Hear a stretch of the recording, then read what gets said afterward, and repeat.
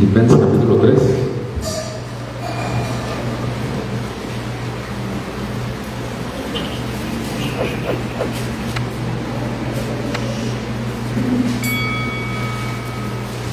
Filipenses 3.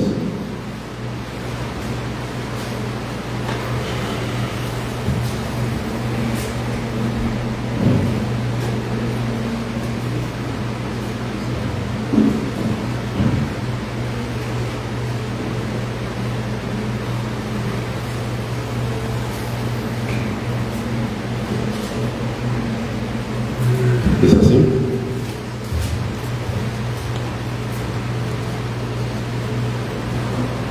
por lo demás, hermanos, gozaos en el Señor. A mí no me es molesto el escribiros las mismas cosas, para vosotros es seguro.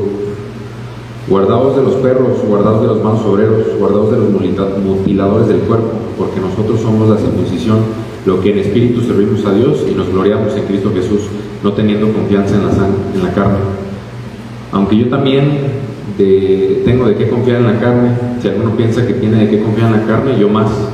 Circuncidado al 8º día, del linaje de Israel, de la tribu de Benjamín, hebreo de hebreos, en cuanto a la ley, fariseo, en cuanto a celo, perseguidor de la iglesia, en cuanto a la justicia que es en la ley, irreprensible. Pero cuántas cosas eran para mi ganancia, las he estimado como pérdida por amor de Cristo. Y ciertamente aún estimo todas las cosas como pérdida por la excelencia del conocimiento de Cristo Jesús, mi Señor, por amor del cual lo he perdido todo y lo tengo por basura para ganar a Cristo y ser hallado en Él, no teniendo mi propia justicia, que es por la ley, sino por la que es por la fe de Cristo, la justicia que es de Dios por la fe, a fin de conocerle y el poder de su resurrección y la participación de sus padecimientos, llegando a ser semejante a Él en su muerte, si en alguna manera llegase a la resurrección de entre los muertos. No que la haya alcanzado ya, ni que ya sea perfecto, sino que prosigo por ver si logro asir aquello para la cual fui también asido por Cristo Jesús. Hermanos, yo mismo no pretendo haberlo ya alcanzado, pero una cosa hago, olvidando ciertamente lo que queda atrás y extendiéndome a lo que está delante, prosigo a la meta, el premio del supremo llamamiento de Dios en Cristo Jesús. Así que todos los que somos perfectos, esto mismo sintamos, y si otra cosa sentís, esto también os lo revelará Dios. Pero en aquello a lo que hemos llegado, sigamos una misma regla, sintamos una misma cosa. Hermanos, sed imitadores de mí, mirad a los que así se conducen según el ejemplo que tenéis en nosotros, porque por ahí andan muchos, de los cuales os dije muchas veces, y aún os lo digo llorando, que son enemigos de la cruz de Cristo, el fin de los cuales será perdición, cuyo Dios es el vientre y cuya gloria es su vergüenza, que solo piensan en lo terrenal, mas nuestra ciudadanía está en los cielos, de donde también esperamos al Salvador, al Señor Jesucristo, el cual transformará el cuerpo de la humillación nuestra, para que sea semejante al cuerpo de la gloria suya, por el poder con el cual pude también sujetar a sí mismo todas las cosas. Recordando el contexto de Filipenses, les he comentado en los otros 2 capítulos que esta carta está escrita por Pablo de una manera más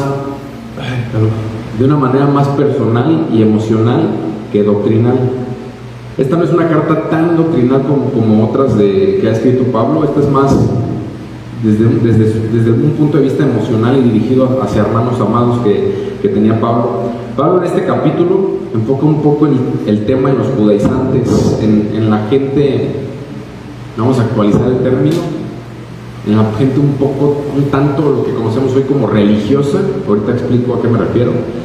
Repito, Pablo enfoca este tema contra los judaizantes y va dirigida hacia una iglesia creyente, hacia un grupo creyente. Pablo escribe esto por la mala enseñanza que estaban generando los judaizantes contra los recién convertidos. Actualicemos este término de los religiosos contra los creyentes. ¿Qué enseñaban los judaizantes? O si quieren ponerle un título, religiosos. ¿Qué enseñaban los judaizantes y quiénes eran? Los judaizantes eran una mezcla entre judíos y cristianos. Eran personas que sí creían en Cristo. Recordemos que los judíos sí creen en Cristo, pero no lo ven de la manera en la que nosotros lo vemos. Lo ven como un profeta más. Bueno, estas personas sí creían en Cristo, no lo menospreciaban, por decirlo de algún modo, como los judíos, pero estaban arraigados hacia costumbres, leyes y prácticas judías. Básicamente enseñaban que lo que vino a hacer Cristo, este es el resumen del judaísmo, lo que vino a hacer Cristo no fue suficiente, porque había que tener y hacer ciertas acciones de la ley de Moisés, más las costumbres que tienen judías para conseguir la salvación. En resumidas cuentas, la circuncisión había que hacerla, si no, no podía ser salvo. Esto es muy judío. Había que respetar la ley de Moisés al pie de la letra, cosa que ninguno vamos a lograr conseguir, y había que llevar a cabo costumbres judías para conseguir más la acción que vino a hacer Cristo, y así podías conseguir la salvación. Es decir, que ellos tenían parte en la salvación. Esto estaba fragmentando la creencia que tenían muchos creyentes. Por eso Pablo tenía una molestia constante y tenía una pelea y discusión constante contra los judaizantes. De hecho, lo vemos en Gálatas 5:6, que dice: en Cristo Jesús ni la circuncisión vale algo, ni la incircuncisión, sino la fe que actúa por el amor. ¿Por qué dice esto? Por lo mismo, porque los judaizantes iban o estaban al lado de un creyente, y si no tenían la circuncisión, o si decían que no tenían la circuncisión, lo menospreciaban. Esto lo seguimos viendo en las iglesias actuales, con otro tipo de acciones, no necesariamente con estas costumbres judías. Esta gente justo iba por ahí menospreciando la obra de Cristo y lo que sus iglesias estaban enseñando. Lo que ya hemos dicho, como supuestos creyentes que creían en Cristo, no actuaban como tal, no actuaban ni venían a actuar ni a imitar la forma de pensar y de actuar que tenía Cristo, sino que menospreciaban las enseñanzas de los demás. Había una postura de superioridad al ellos realizar acciones judías que los otros no los realizaban. Había en ellos una superioridad sobre los demás. ¿No nos suena familiar esto hoy en día? Cristiano, bueno, supuestos cristianos, católicos. Esto lo vamos a seguir encontrando. Lo encontrábamos hace 1000 años, lo seguimos encontrando ayer y lo vamos a seguir encontrando. Este tipo de gente siempre va a entrar a una iglesia que va a arraigar costumbres que él cree que los hace más santos, cuando realmente eso no es lo que se nos está pidiendo. Estaba viendo en una pelea en una red social sobre cómo una mujer creyente está narrando, leyendo un libro de la Biblia y lo tiene subrayado, como muchos de nosotros lo tenemos subrayado. Bueno, yo lo tengo digital. Y los comentarios son de cristianos, que eso me avergüenza un poco, que a veces el cristiano está más para criticar y no debería de ser así. Los comentarios de supuestos cristianos juzgando: ¿por qué la rayas? La Biblia no se raya.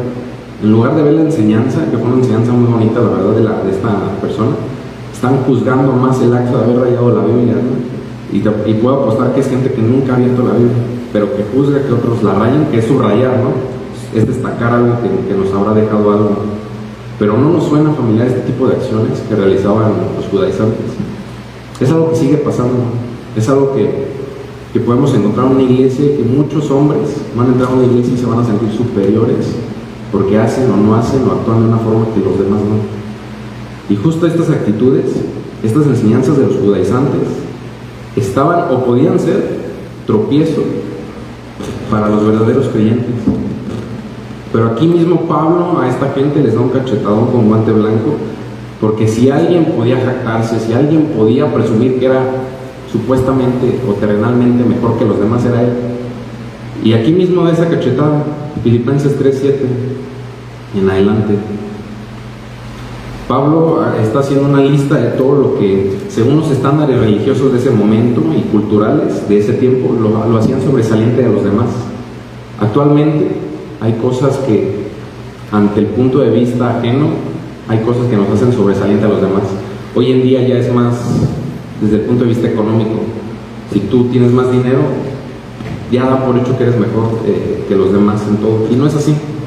En aquel tiempo, la parte cultural y religiosa destacaba ciertas cosas que te hacían mejor que a los demás.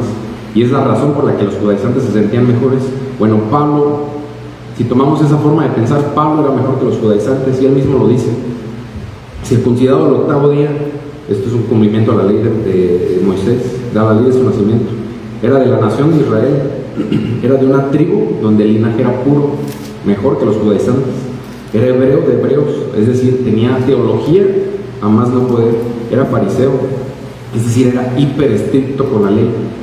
Pablo viene de una raíz, para que lo entendamos, donde eran los más estrictos, los más religiosos, como le podemos llamar hoy en día, y ni así se jactaba, y ni así su postura fue venir a menospreciar al hermano de al lado. Todo lo contrario, lo hemos visto en Filipenses 1 y 2. Era celoso y era perseguidor de la iglesia. Los que enseñaban lo contrario, él iba y lo juzgaba anteriormente en su anterior vida. Era irreprensible en cuanto a la justicia por la ley. Él tenía más cosas de qué jactarse y no usaba eso a su favor. No le interesaba. Pasándolo a un tema más actual, si tú tienes más dinero, tienes mejor cuerpo, eres más atractivo, eres más correcto, eres mejor portado, no debería de ser algo con lo cual nos debamos jactar. No debería de ser. Todo esto que tenía Pablo, o todas las virtudes que podamos supuestamente tener, era lo que el mundo, y es lo que el mundo y nuestro entorno consideran ganancia, logros, reputación, estatus. Y no lo vale. No vale como nosotros creemos terrenalmente. ¿En qué estamos poniendo nuestro valor? Vivimos rodeados de mensajes que nos empujan a medir nuestro valor en lo que podamos tener o alcanzar económicamente. Y si tenemos un mejor carro, somos mejor que los demás. Y no es así. Pablo, quien tenía un currículum religioso y social impresionante, dice algo que quiero que te lleves a tu casa. Todo esto no vale nada comparado con conocer a Cristo. Y no te lo digo desde un punto de vista religioso. Pablo nos recuerda que Cristo es suficiente. No se trata de una religión externa, sino de una transformación interna, que es lo que primero enseñaba Cristo y Pablo. Antes de venir a hacer todo esto, era desde acá, y después ya venía a lo exterior. Este es un capítulo más donde Pablo nos enseña cómo la verdadera justicia y valor no vienen de logros humanos. Para nada es así, aunque estemos acostumbrados y rodeados por eso, sino de la gracia que tiene Cristo en nuestras vidas. De hecho, para concluir ya, más allá de lo doctrinal, aquí Pablo nos está dando un muy buen consejo, que es no poner nuestra seguridad, nuestra autoestima en las cosas permanentes, sino en Cristo. ¿Y por qué te digo e insisto en que te quedes con esto? Si tienes un trabajo mejor que el de los demás, si tienes una empresa, si tienes un buen puesto, y mañana se pierde, de que tengo la fortuna de ver que todo eso puede tambalear, ¿no? El gobierno el día de mañana te quita todo, o el narcotráfico mañana te hace cerrar todo, y ese buen puesto, esa buena empresa, ese título y esas ganancias que tienes mañana se pueden perder. Y si tu seguridad y tu autoestima está en eso, ¿qué te queda? ¿Qué persona eres? Si hoy tu persona está o destaca porque tienes un buen puesto, porque tienes un buen sueldo, nada más eres eso, nada más somos eso, nada más somos eso. Aquí Pablo nos está enseñando a que debemos de poner nuestro valor en algo más. Y si ustedes han pasado por ese tipo de momentos de haber perdido algo que valoraban y después haber descansado en Dios, en Cristo, van a entender a lo que se está refiriendo Pablo. No importa lo que podamos perder, que sí duele, no digo que no, pero mientras pongamos nuestro descanso en Dios, habrá un poco más de paz. Gracias.